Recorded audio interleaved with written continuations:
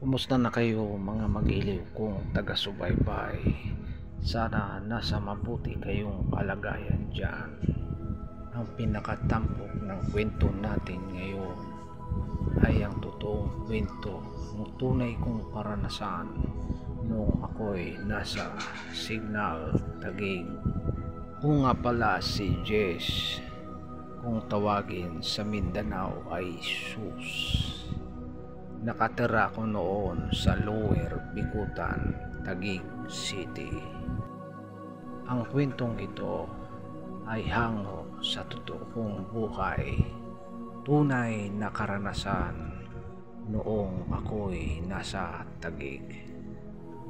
2005 ito nangyayari. Hating gabi noon, kasagsagan ng pagkahimbing ko sa pagtulog nang may kumakatok, paulit-ulit na kumakatok. Maya-maya lang, may nagsasalita na ng pasigaw. Ang sabi sa akin, Uncle, pagbuksan mo ako ng pintuan. Nang buksan ko ang pintuan, nakita ko ang aking pamangkin na si Renante. Tinanong ko si Renante kung anong nangyayari at napasugod sa hating gabi. Ang sabi niya, si Inday sinaniban ng masamang espiritu. Nagulat ako sa ibinabalita ng aking pamangkin, kaya dali-dali akong nagbihis ng pantalon para aming puntahan ang kinaroroonan ni Inday. Medyo may kalayuan pa ang tinitirhan ni Inday, kaya hagilap kami ng tricycle na masasakyan. Amin na lang itong aarkilahin para pumayag ito. Si Inday na aking pamangkin ay nakatira sa Western Bicutan. Nakasakay na kami ng tricycle. Mga 25 minutes narating na namin ang Western Bicutan. Napansin ko sa bahay na tinitirhan ng aking pamangkin, tahimik. Kaya tinanong ko si Renante, bakit tahimik? Kung may sanib si Inday, dapat nag-iingay ito. Ang sabi ni Renante, Uncle, tuwing dumadaan ang train, saka nagwawala at nagsisigaw si Inday.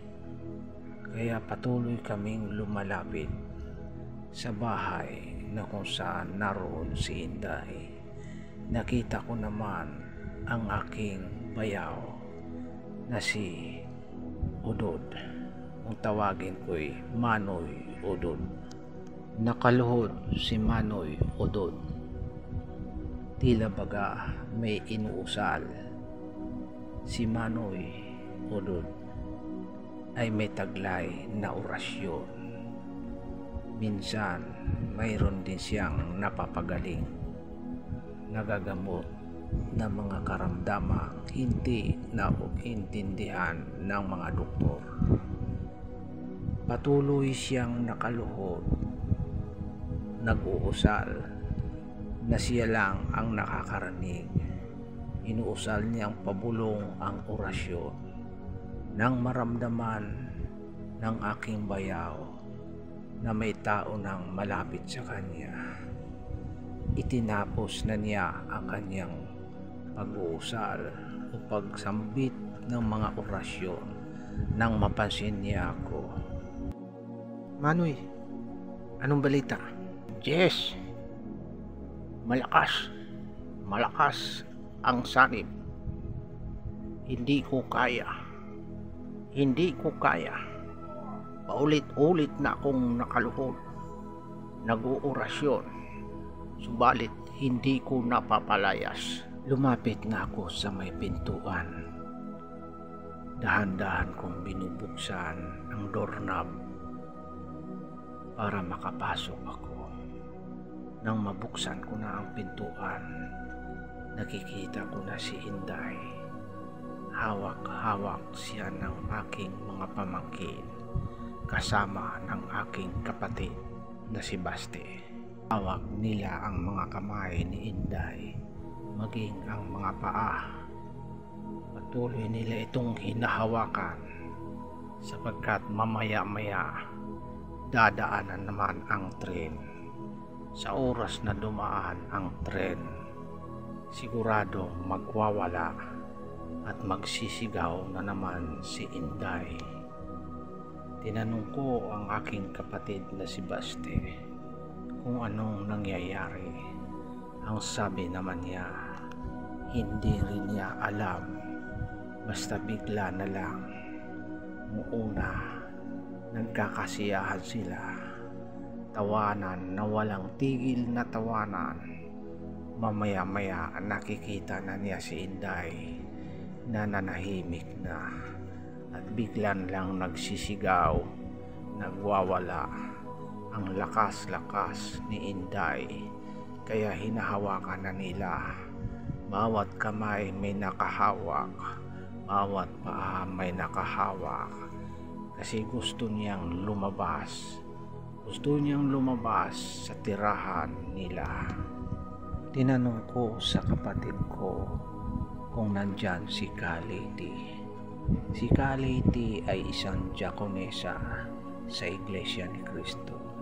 Gayon din ako ay isang diakono sa Iglesia ni Cristo.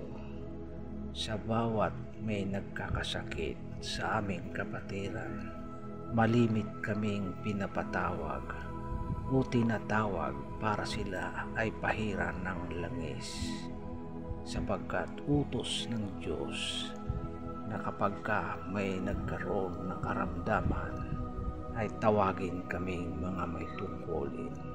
Sinabi sa akin ni Basti, nandyan lang si Kaliti, kaya dali-dali ko siyang sinabihan, tawagin mo, papuntahin mo si Kaliti, padalhin mo ng langis para pahiran si Inday. Dumating na agad si Kaliti. Matagal na pala siyang gising, nakikiramdam. Kaya tinanong ko siya, may langis ka bang dala? Sabi ni Kaliti, meron akong dalang langis. Kaya lang, kakaunti na lamang ito. Isang pahiran na lang ito, mauubos na ang langis. 2:00 pa lang ng madaling araw, wala tayong mahihinga ng langis. Sabi ko kay Kaliti, ang mahalaga, matupad natin ang kautusan ng Diyos. Ipahid natin ang langis sa may karamdaman. Subalit ang karamdaman ni Inday ay hindi normal na karamdaman. Kakaibang karamdaman ito. Nilapitan na namin si Inday. Nag-umpisa na itong magwala. Nagsisigaw. Ang tanging sinisigaw ay alis, alis, alis, alis.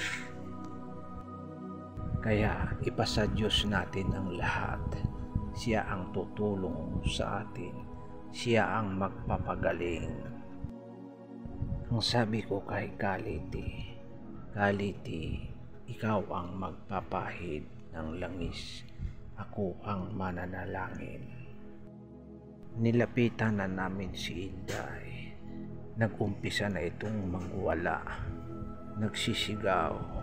Ang tanging sinisigaw ay alis, alis, alis, alis.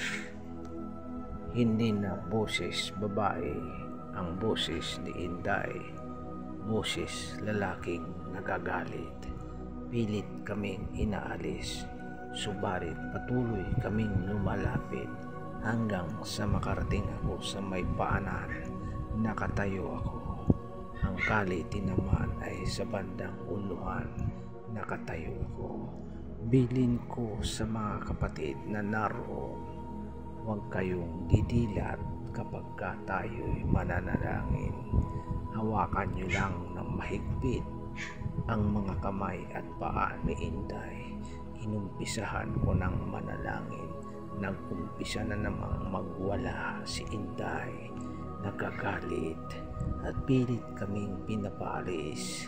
Nang matapos ko na ang unang panalangin, sabi ko kay Liti, pahiran mo na ng langis.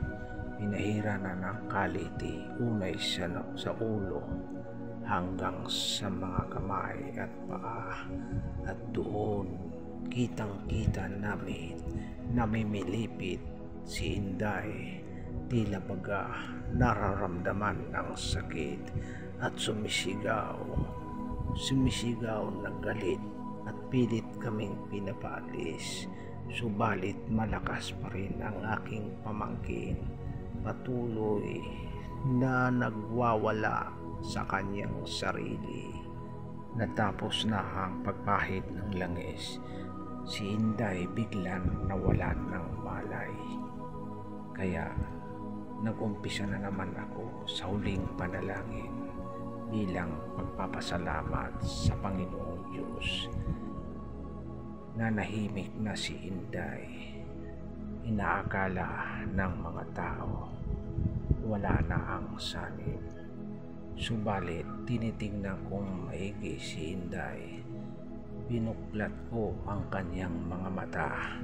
Hindi pa normal ang kanyang mga mata. Ibig sabihin, hindi pa tuluyang umalis ang sanib. Ang inaalala namin, wala nang langis na magagamit sa pagpahid. Kaya bigla ko tuloy naaalala noong ako'y nasa puder ng mga katutubong manubo. Meron ding ganyang nangyayari. Ang anak ng dato ay sinaniban anya ng engkanto. Ang kinuha lang o ginawa ng amang dato ay nilagyan ng asin ang dibdib o sikmura ng kanyang anak, at bigla itong sumigaw ng napakalakas na parabagang siya'y nagpapaalam na. Gumaling ang anak ng dato. Kaya naisip ko, ito na lang ang aking gagawin. Kaya inutusan ko ang aking kapatid na si Basti, kumuha ka ng asin. Dali-dali namang pumunta sa kusina si Basti. Binigay niya sa akin ang isang basong asin, at dali-dali ko namang nilagyan ang pinakasikmura ng aking pamangkin. Ibinuhos ko ang kalahating asin, kalahating baso, maging sa bunganga ng pamangkin ko. Mamaya-maya lang namimilipit ito sa sakit, nagsisigaw, nagwawala, umaangat na ang katawan. Kaya bining ko doon sa mga humahawak kay Inday, hawakan ninyo, idiin niyo ang may tiyan, baka mabalian ng mga buto. Tiningnan ko uli ang aking pamangkin. Binuklat ko uli ang kanyang mga matang nakapikit. Kitang-kita ko na normal na ang kanyang mga mata. Mamaya-maya dumaan ang train. Hindi na siya nagwawala. Lumipas ang mga ilang minuto. Nagising na si Inday. Takang-taka si Inday. Bakit napakaraming asin sa kanyang tiyan? Pati sa bunganga, maraming asin. Ibinuga niya ang mga asin at nagtanong siya sa akin, bakit daw ako nandoon? Sabi ko naman, hindi mo ba alam? Nagkaroon ka ng karamdaman, nagwawala ka, nagsisigaw, naiiba na ang boses mo, boses lalaking galit. Ang sabi naman ni Inday, hindi daw niya alam kung anong nangyayari sa kanya. Tinanong ko siya, wala ka bang nakikita o napapansin. Sabi naman niya, meron isang babae na nakatayo sa pintuan habang sila'y nagkakasiyahan, nagtatawanan, gustong makisali ng babaeng napakalungkot ng pagmumukha. Kaya ang tanging nasasabi ko na lang sa mga pamangkin ko, pagkahating gabi na at natutulog na ang mga tao, kontrolin na ang sarili. Huwag nang masyadong mag-iingay sapagkat maraming naiistorbo. Lumabas na kami sa tahanan ng aking mga pamangkin. Maliwanag na, halos pasikat na ang araw nang may napansin akong isang matandang babae. Tinanong ko ang matandang babae, "Lola, ano kayang nangyayari? Ano kaya ibig sabihin ng nangyayari kay Inday?" Oh, marami nang nangyayaring ganyan dito. Hindi lamang si Inday ang sinasaniban. Pangatlo na si Inday. May nangyayari kasi noon dito sa rilis ng tren. Nasagasaan ang isang babae at ang aming pinagtataka, lasog-lasog na ang katawan, subalit gusto pa rin mabuhay ng babaeng yun. Nakadilat pa ang mga mata. Ako'y naguguluhan sa kwento ng matanda. Ang sabi niya sa akin, babaeng nasagasaan ng tren, at ang nakita naman ng aking pamangkin, babaeng malungkot. Subalit ang aking ipinagtataka, ang aming narinig na boses na pumasok o sumanib sa katawan ng aking pamangkin ay boses lalaki, boses garalgal. Kaya may mga bagay tayong hindi lubos na nauunawaan. Ang tanging nakakaalam lamang ang ating Diyos na makapangyarihan sa lahat ng bagay. Dito natatapos ang aking kwento, ang tunay na karanasan ng aking buhay. Maraming salamat po. Huwag po sana nating kalimutang i-like, i-share, i-subscribe ang aking channel, JSD All Around.